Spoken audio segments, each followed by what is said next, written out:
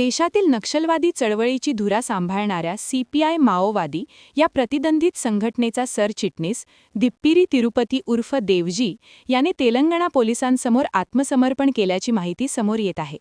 62 वर्षीय देवजीने तेलंगणातील मुलुगू जिल्ह्यात शस्त्रांसह शरणागती पत्करल्याचे समजते.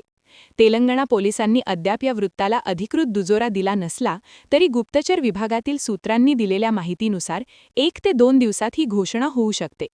मूळचा करीमनगरचा रहिवासी असलेल्या देवजीवर महाराष्ट्र, तेलंगणासह विविध राज्यात एकूण 10 कोटींचे बक्षीस होते.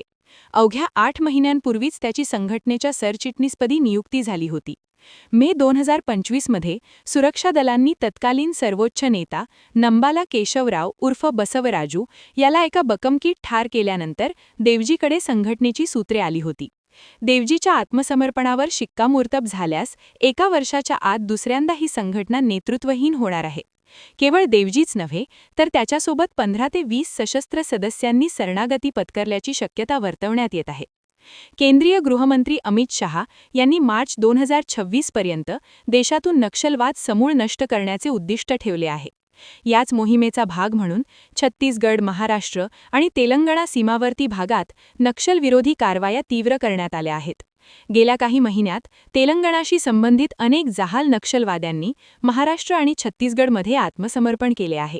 यापूर्वी पॉलिट ब्युरो सदस्य महलोजुला वेणुगोपाल उर्फ सोनू, केंद्रीय समिती सदस्य आशन्ना उर्फ रूपेश याने केलेले आत्मसमर्पण हा संघटनेसाठी मोठा धक्का मानला जात होता.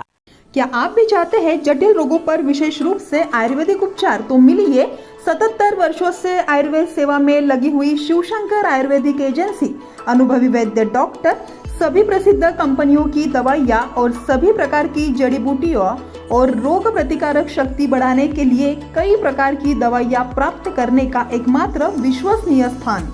हमारे यहाँ सभी प्रतिष्ठित कंपनियों की दवाइयाँ उपलब्ध है.